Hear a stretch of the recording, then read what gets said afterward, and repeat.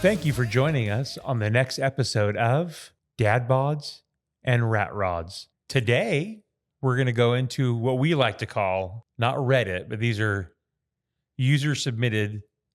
So we call these Rat Did stories. Raddit stories.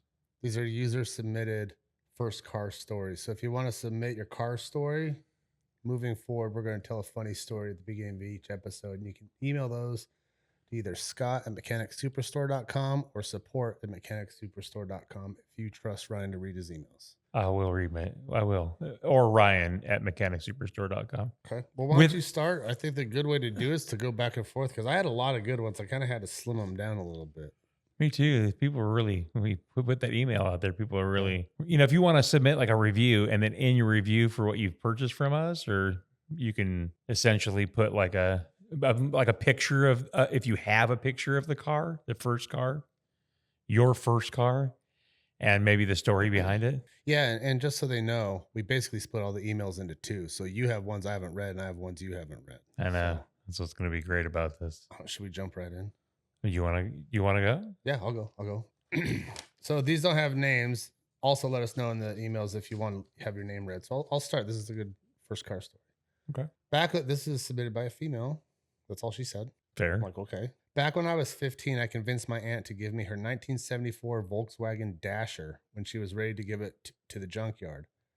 Ostensibly, it was a gift for when I turned 16. The car was a bright orange with black interior. And there was a giant gash in the driver's door from the parking lot accident she had. The quirk it had was in order to start your car, you had to lift your butt off the driver's seat while the seatbelt was secured in order to start the car. 1974 VW Dashers had the weight sensor in the seat that detected when somebody was in the seat. And the only way to start the car was when weight was detected. So essentially she's saying you had to have weight and the seatbelt on. But the weight sensor mechanism wasn't talking right with the ignition to the car. Basically, it was opposite. Great, our compressor's going off in the warehouse. What is it? Our air compressor. Oh, can you hear that? Absolutely. Yeah, absolutely. That's fine. Keep going with the story. This is a shop out there. But when the weight sensor mechanism wasn't talking right with the ignition to the car, and the only way to start it was with no weight on the seat. So you had to sit in the seat, buckle yourself in, lift your butt off the seat, start it, and then sit down. And then take the seatbelt off if you didn't want it. That is, honestly, our forklift is like that. Really? You can't start it without having weight. It's like a pressure sensor, Well, that is terrible. Yeah, I don't know, like what's the point? So right? Jay's out there lifting with his butt off the seat, rolling around. Oh no, you have to have weight on it to start it, and is that what that is? So she's saying you have to sit on it. So you needed the weight and the seatbelt secured to start the car, but the mechanism was malfunctioning, so it was opposite. Oh Jesus! So it would read the seatbelt, but you had to have no weight on the seat. So you basically had to buckle yourself in. I would just buckle the seatbelt, reach in, start it up. Which would suck nowadays in a car because you have to have your foot on the brake. Or most cars, even back then, I don't know. That's true. Mine does, yeah. I don't know. It's like, I don't know. That's a little weird. All right, dude. That one's... All right, that one sucked. It's a good story. It's a shitty car. Yeah. But, in the 70s, that's kind of advanced. Let's go to my first. Okay. My car was a piece of shit story. You know what I mean? That's what this is entitled, right? My first car was a piece of shit. Okay. Not this one. All these stories, So this is called The Car That Ran on Spite. My first car was a 1993 Ford Taurus that I bought for $500 off a guy named Randy, who looked like he sold fireworks out of a storage unit. You know the type. I already love Randy. You know the type. My uncle. The thing didn't run on gasoline. It ran on pure spite. The check engine light wasn't even a warning. It was basically just part of the interior good mood lighting. Every time I started it, it sounded like someone shaking a toolbox down a flight of stairs. The radio only played static, but somehow the static was louder when I was sad. When he was sad? Yeah. So I was like... So pretty much every time he got in his car? That's great, right? Yeah. I have to drive this piece of junk. So one time...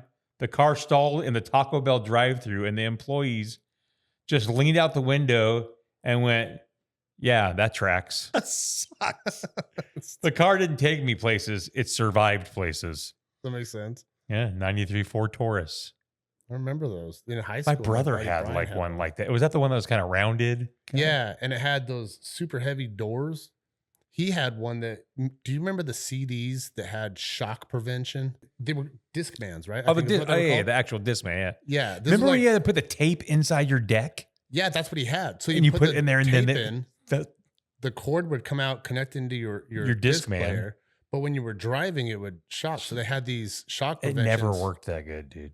They worked okay if you were walking, because what it would do is basically buffer 15 seconds. So if it shocked, it would just take over on that buffer until it got steady and take it over. So if you drove over train tracks, they were all right. If you were on a dirt road, Done. the second you hit it, 15 seconds later, nothing You're worked. done. Yeah. Yeah. So we put that on a sponge and everything. So he would have to go in. We would put a sponge down in a rag and it would cushion it enough. No, you guys were like scientists Well, at this point. every time we got in his car, we had to put the CD in, put the tape in, connect those, take the sponge out and wet it. You had to Otherwise, it wet was the just sponge too? Yeah, otherwise it was just a brick, right? Oh, because yeah. and then you yeah. lay the rag on. So wherever we went, if we wanted music on the way home, we had to take a sponge in the restaurant or something and wet it so we could listen to our CDs on the way home. Girl, I need to use the bathroom real quick. Oh, you got to take a leak? No, I just need to wet the sponge. Got to wet my sponge for the CD player. That is, yeah.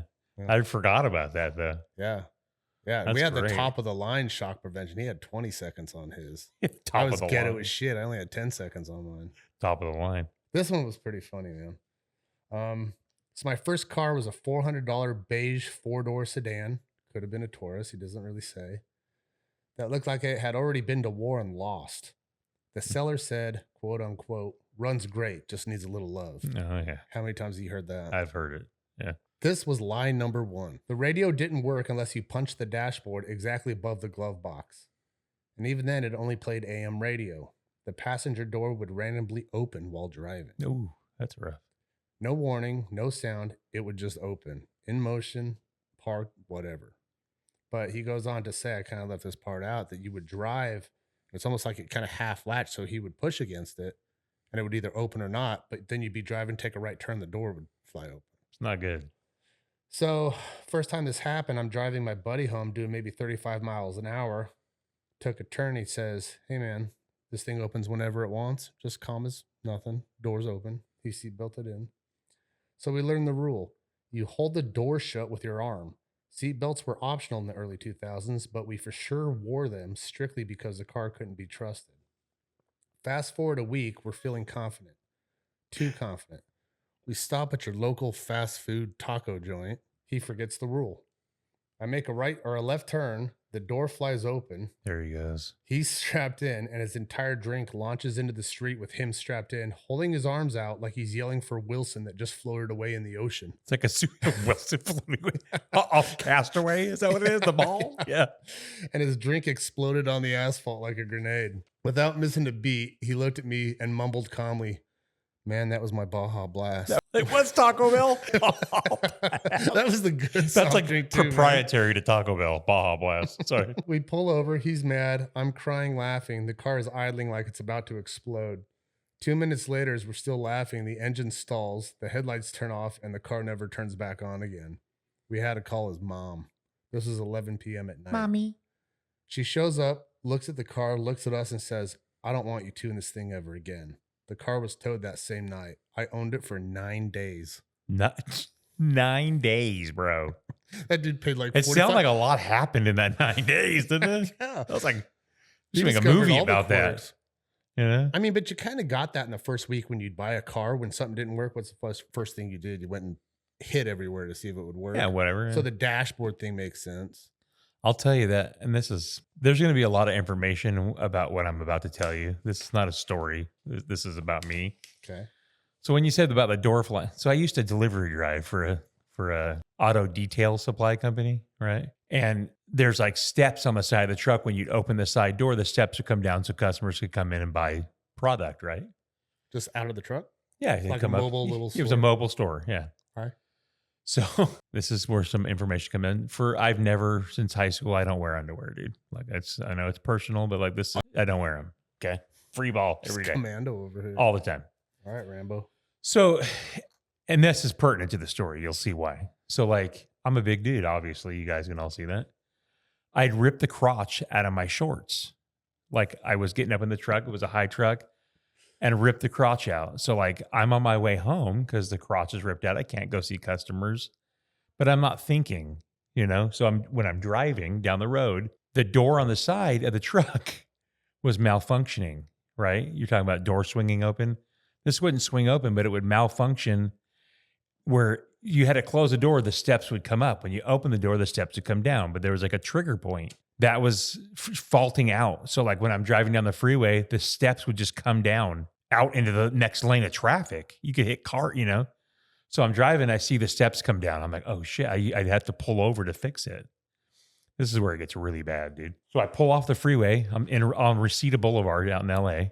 I pull off the freeway and I pull down to the light and I'm going to jump. I would just jump out, run around, slam the door, fix it. Steps would come back up because it wouldn't happen all the time. Well, I pull up to the light and not thinking, a lady pulled next to me, right? And I didn't realize that her like 8-year-old daughter's in the front seat. Now, granted, I'm in like a Suzuki like XPR truck. So they're like it's like a U-Haul truck. So you're up high, right? Bro, I open the door to get out to go fix the steps. I open the door, I swing over to get out. My balls and dick are hanging out in this little girl's face, dude. Next to, I had to jump out, go like I just hurried up and did it. Got back. Well, my little girl's like traumatized, bro. Like I don't know why that story triggered that story. You couldn't torture that information out of me. That happened. You might have to. That legitimately. There's a lot of things that happen working for that company. That's one of them. That girl's like 38 now, telling that story about how some pervert had his Muppet hanging I'm not out. a pervert, man. Really, I'm not. I mean, that's. I mean, anyway, let's go to the next story. Now I feel like you've made me feel horrible about myself. Thank you so much. Love this podcast. Love this podcast. I would have never told anybody. Great. Secret to the day I die, right? This is my second story. This is called the floorboard delete button. My first car was an '88 Chevy Cavalier. With so much rust, I'm pretty sure it was held together by the seatbelt tension. One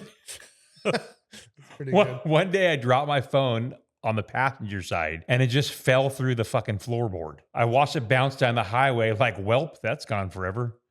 When it rained, my feet got wet like a full-on aquarium level of water. I basically drove a convertible, except the hole was underneath me, and instead of wind, it was road debris and despair. Road debris and despair. That's a movie title. This man wrote an artsy. I'm shocked I didn't Flintstone my ass to work. That's it.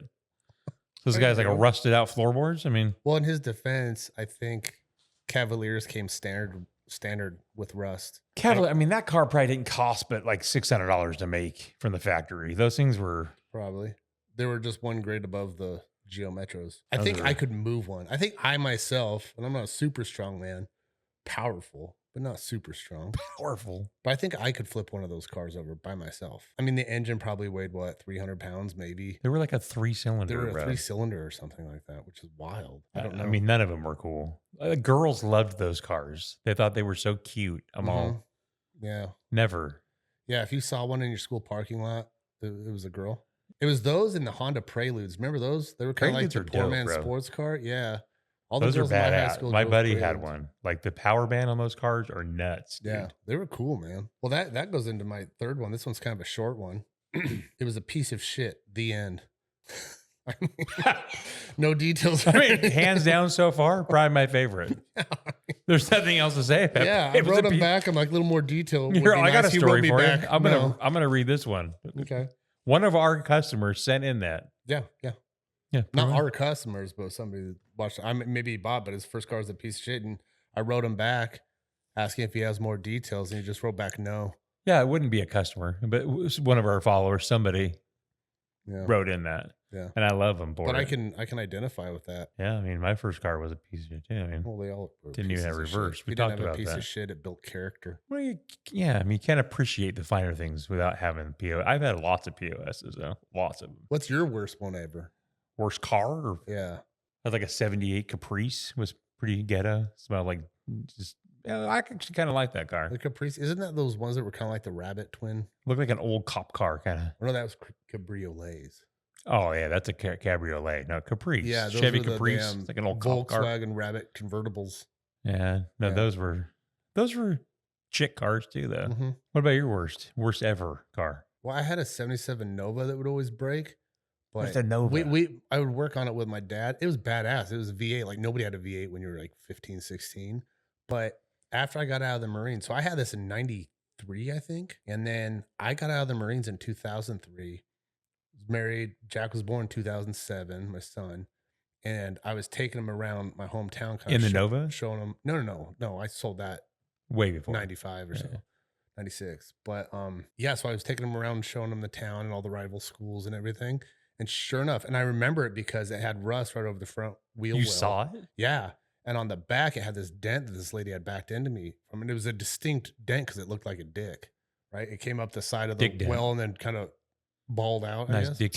Nice Like dick it looked dent. like a dick. All my friends called it the dick dent. Yeah. So we were driving through the local high school and it's sitting right there. Still, some kids still driving that 15 years. So that, what was that? It had to be 30 years that this car was still running. I wonder what they did to it, or it just kept running like a champ. It had 210,000 miles when I had it. It So had I to be. think had to be over 300,000. Had to be something done Nova. to it. You know, what I mean? That Yeah. many miles. Yeah. Well, the reason I sold it was in high school. We were doing this little marketing class. The guy had told us about these huge marketing fails in history. And one was the Chevy Nova and how they had to rename it or something like that, or really hurt sales overseas because I guess in Japanese or Chinese, I'm not sure which language he said, but Nova means doesn't go or not doesn't good. work. So Yes. you basically overseas, you had a Chevrolet doesn't work and nobody bought it. That thing's still probably rolling. That's an around iconic today, man. car. The Nova is an iconic car. Oh, it was cool. The It old had the school? bench back seat, you know? Like the old square Nova, square body Novas, like the 60s. Those were badass, Yeah. bro. No, Like this the one was a little shoebox, more call them the hot shoebox. rodish. It had the little kind of the angle off the back, you know? Like Those are fine, more like a blown up. 70, like the 72. They just It was looked a a little more. 77, yeah. I like those, man. To be honest, I mean, and that's the year we were born, bro. You 77. could always make good left turns because the left light angled left. So you had one, it looked like one of the little cross-eyed deals. It's You all- know? Yeah. So when you were turning left around the mountain, you could see where you were going, right? But turning right, you had a hard time. This is probably my favorite story that I have. Okay. My cousin stole my first car. That's what this is called. I worked 2 jobs in high school to buy my first car, a beat up Honda Civic with Yeah. mismatched doors. Finally paid it off, walked outside one morning, gone. Turns out my cousin Kevin stole it. Not because he needed it, but because he wanted a fresh start. My aunt was laughing like, "Oh yeah, Kevin. Oh yeah, Kevin took it. He's trying to turn his life around." Lady, that's not a fresh start. That's Grand Theft Auto with emotional support. What was the reason again for his fresh start? He wanted a fresh start. That's why he stole fresh it. start from what? I Fresh don't start know. in This the is not. I criminal don't life? know the background of the story. This is just the story. If you are listening to this, expand on that because if you're doing a fresh start, like if I wanted to do a fresh start, it's Yeah, you 'cause I don't have go something steal bad. something. Yeah, I'm not going to go start my new. You don't start fresh illegal. You don't do that. It's not. What I'm only You concerned can. about is he got a Civic, right, with mismatched door panels, and And he then was he said paying a later that payment? he was paying it off. Yeah. I wonder if it was like maybe he got finance the it? money from his dad or something like. Maybe. I mean, come on, people. With the stories you submit, give facts. I want to know more about that one. I want to know where that man is now. If you're gonna steal from your family, right? I mean, No, yeah, no. sure. You always keep it close to the nest. We don't steal, people. I've never stolen or lied. I'm scared. Okay, here's one. A $50 yellow. He paid $50 for this car. Yellow Subaru, purchased from a coworker. Served as my first car, but came with a bonus. The back seat floor was completely covered in pennies and random change.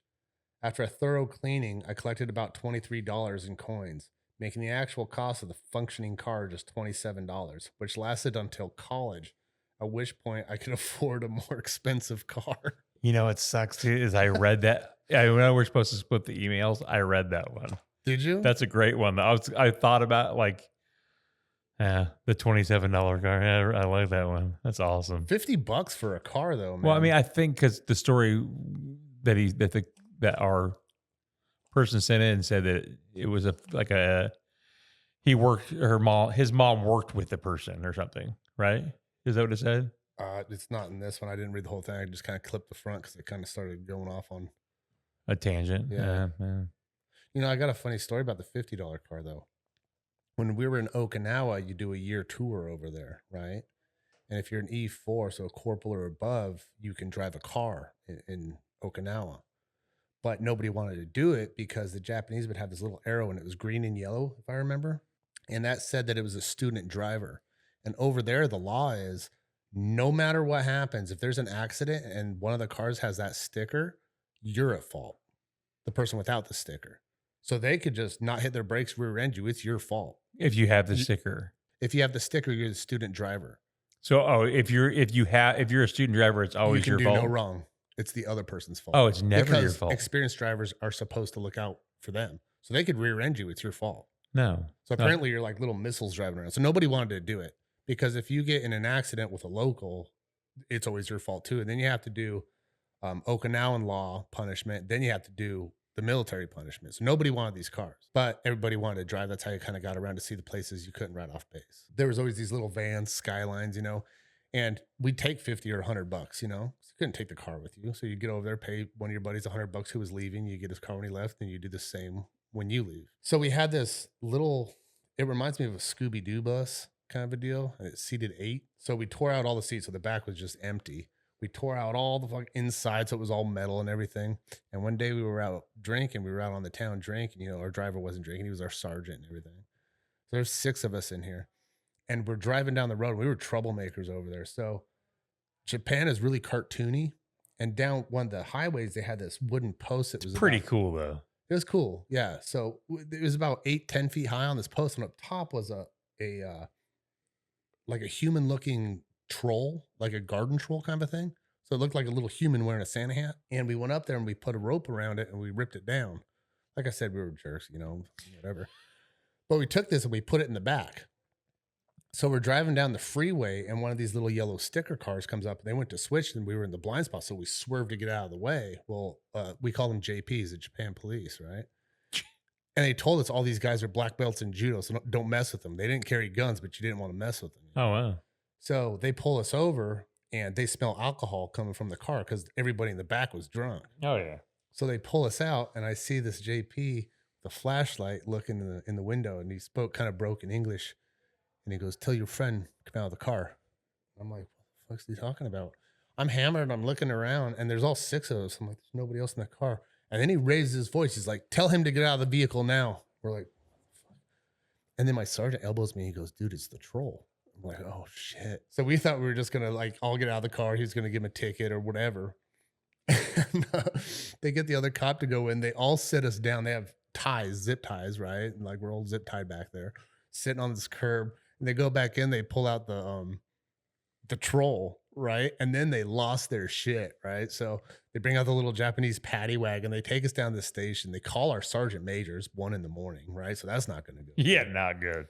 So when we go there, we're sitting at this table and they're just grilling us. One's yelling at me in Japanese. I don't know. I know how to ask for a beer. That's it in Japanese. I don't know what they did. So they gave us these bags and picture it like a sandwich bag. And you kind of wrap it around your head and you can blow in it like a balloon.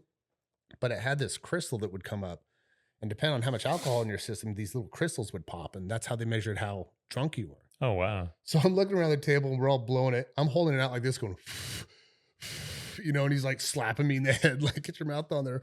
I look at my sergeant and he's doing this. He's watching me. And when the cop turns his direction, he's like trying to push clean air in there, Yeah. And then they ask for our license, and he goes, "I don't know where my license is." He throws it behind him. Cop totally sees that. And I don't know where my license is. Yeah, I don't know where it is. We're in a room with nothing, and it's laying on the floor, right? What are we doing here, man? Found it. And then the sergeant major walks in, and they just kind of all shut up, right? And he goes, "I'll take care of this." Whatever they did, they went in a room for a couple minutes, and then they took us back to base. And they just let you go at that point? Yeah, and whatever happened with the military and them, they kind of smooth things over. But yeah, we had to do hard labor. We had to, if you've never been in the Marines, you do stupid stuff. It's called busy work. So they'll have you paint rocks, or they'll have you go outside the barracks and they'll have you pull the extra long blades of grass. Just dumb crap like that. Just you're going to do some shit. We did that for a month, every single day for 2 hours sucks. after work. Yeah. We paid $75 for that van. That thing's still probably rolling around. And there's no place to get oil changes. Did the van have a sticker on it or no? No, it didn't. That's why when that person came over and we were at fault because it was a student driver. But yeah, I'll never forget that dude when he discovered that the sixth person was a troll that we just stole. Yeah. Man, he lost his shit. This little Pissed. 5-foot dude going off on. I was scared to Pissed. death too. I'm like, I don't need this Pissed. dude throwing me into the Yeah. atmosphere. or He's nothing. super mad. But yeah, the second he saw it, man, his face just went. So nuts. I mean, like when I was younger, yeah. I mean, I spent a lot of time. Reminds me of Mexico. We used to go to Mexico a lot. And let me tell you, man. You're talking Tijuana or a little more south? So we go to Rosarito too. Oh, yeah. We went to Senor Frogs down Yeah, there. Senior Frogs. Yeah. Yeah. Go to there's a Rock and Roll Taco. There's Senior Frogs, and then there's Papa's and Beer. Papa's and Beer was good. It was good. It's big. It was a huge arena. It's crazy, dude. That place was great. But bringing us to the story, this happened at Papa's and Beer. So we go into Papa's and Beer. We get in a fight. It's me and like 6 of my friends. So we get in a fight in there, and we're leaving the bar, and then all of a sudden, like all these federales pull up, all crazy, dude, and they're like yelling at us. And one of my buddies, kind of short Greek dude, like looks kind of Hispanic, I guess. I mean, that doesn't really know. One of your buddies? He's darker skinned. He put his hood up and he like turned and started talking to these like Hispanic guys, like, "Hola, ¿cómo estás? Muy bien, gracias. ¿Y tú?" You know, like all crazy.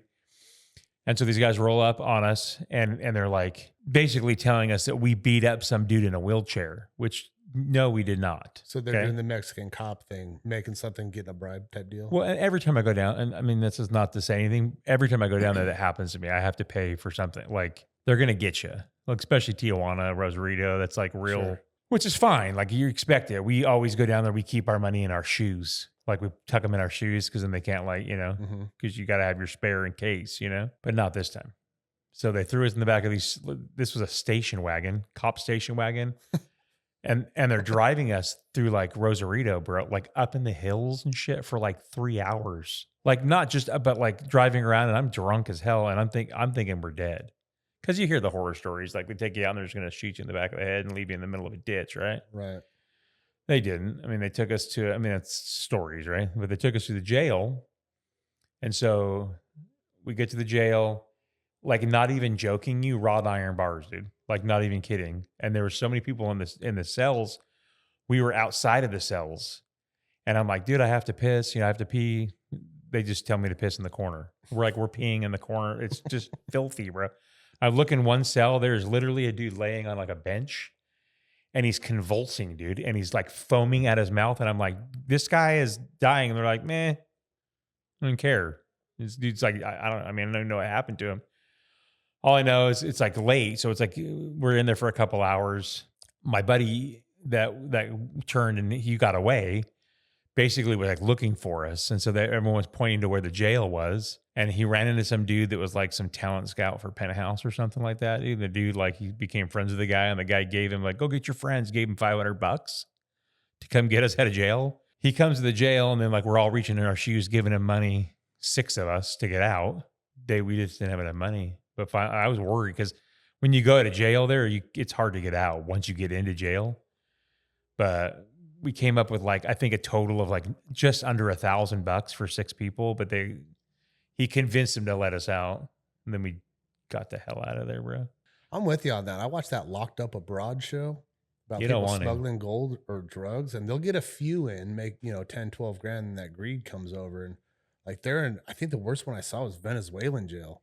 Like they just put you in there and then you create your own economies. Like they have little stores and huts and what? I didn't see all that. That's crazy. Yeah, like it's just a yard with these little shacks, and certain prisoners with status run these. So you can buy Cokes or cigarettes or whatever, and it's like a little community kind of thing. I probably shouldn't be putting this stuff out on statute of limitations, man. For the whole world to hear. Yeah, I was like, fuck it. Like 27 years ago. I was like 21. Yeah, no, I'd pay to not. I'm not jail. There's no way. Just saying, people. I'm not a POS. I mean, I used to be not great, but Well, let me read you this one because I've actually seen a documentary on this. So it's kind of funny they wrote this in there. Not my story, but figured it would be appropriate here. The Dale and Elizabeth Carmichael. Did you ever hear that? Dale and Elizabeth. I don't know. Yeah. So there's a documentary on this. So if you want to watch it, I think I saw it on YouTube. It's really interesting. It was even featured on Unsolved Mysteries with Robert Stack. Remember that? Love that. That's great. In short, Carmichael was a man who got the necessary surgery to be a woman. And he wasn't a tiny dude. This guy was like 6'2", 190. Now you could probably tell he was a dude, but back then it wasn't a very common thing. So thus the name was Elizabeth. She promoted a 3-wheeled car. They were all yellow, called the Dale, D-A-L-E. That got 70 miles to the gallon in the mid 70s. That was the big thing. That's like a gas Yugo. crisis, Cold War going on and all that.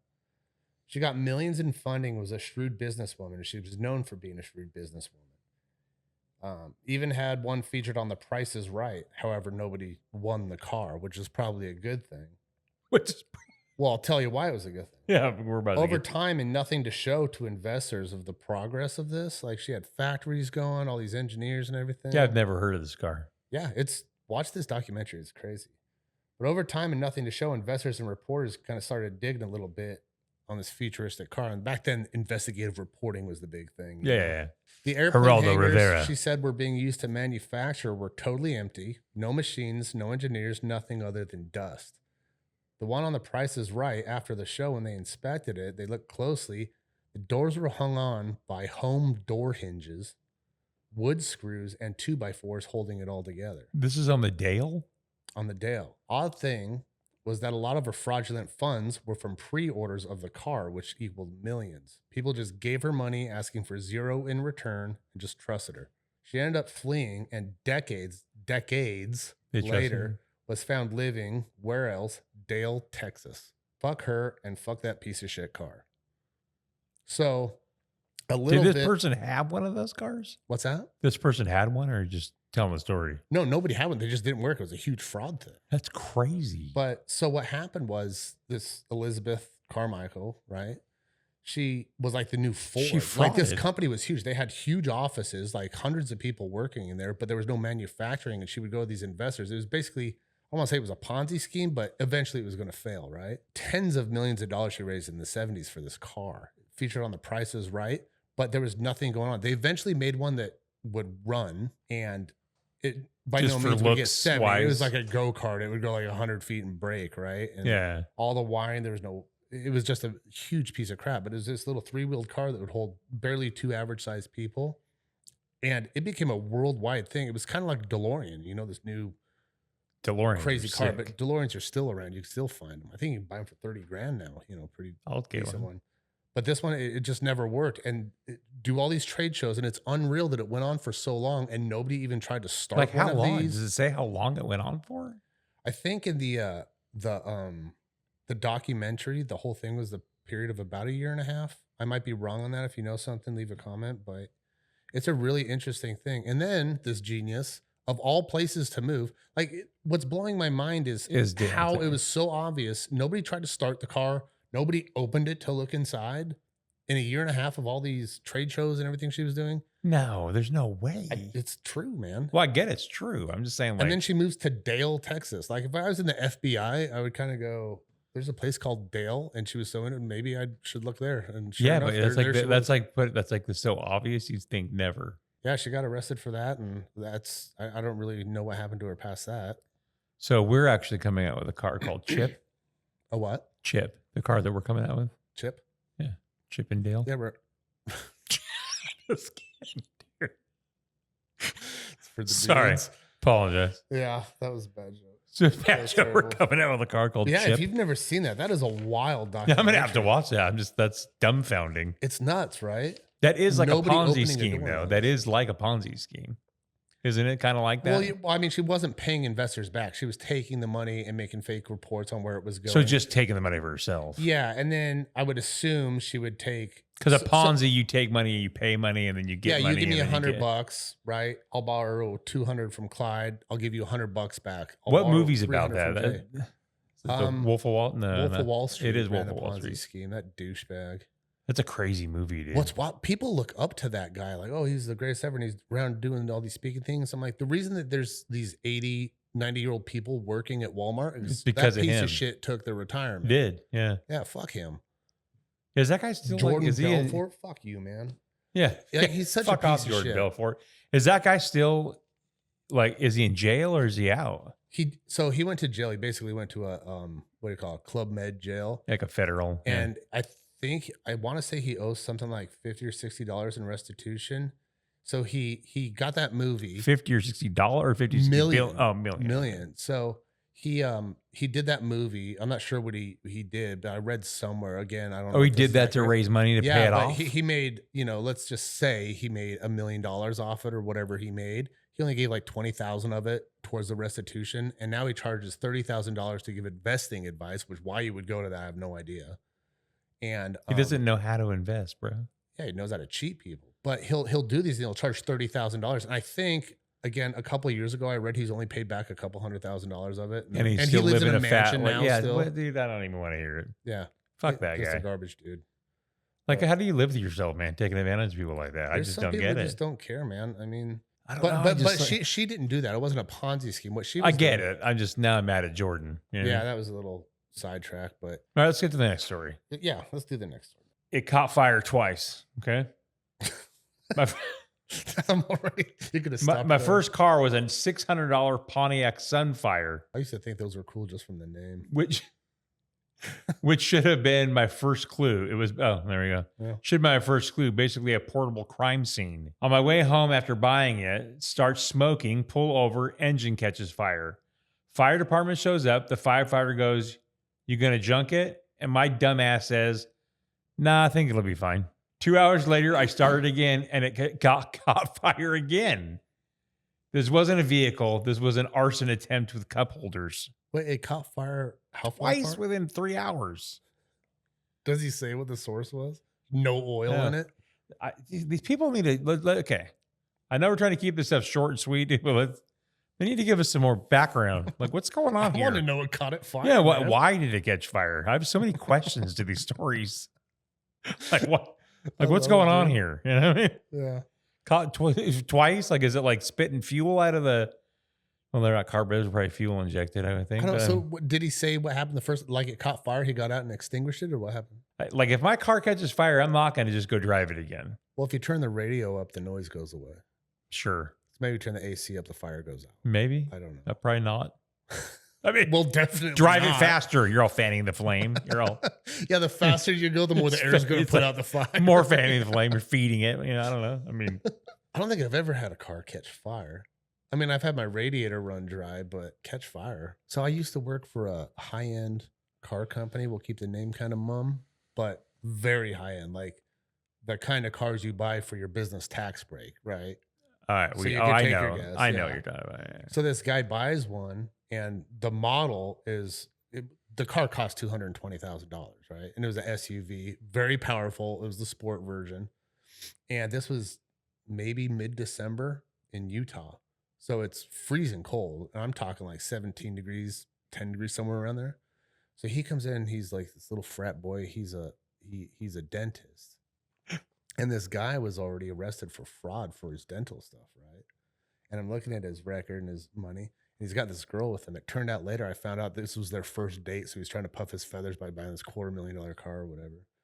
So we finish it. He takes it. He's telling me he's a karate master and stuff like that. I'm like, Right. Yeah. okay. But he gets in this car Okay, Bruce Lee. and he wanted his some options put on. I'm like, all right, we'll bring it back next week. I'm like, but it's cold out. It's a showroom car, so let it warm up. I mean, the first thing everybody does, I mean, the thing had 550 horsepower or something like that. Like the first thing everybody does is gun these things off the lot. I'm like, let it warm up because it's been in here in a conditioned state. You're taking it right outside. Yeah. He goes, yeah, sure, buddy, no problem. He called me buddy, and I hate. Don't call me buddy. Don't call me or buddy. Don't do that, especially if you don't know somebody. Like, Yeah, he leaves his car there, which is a Corvette.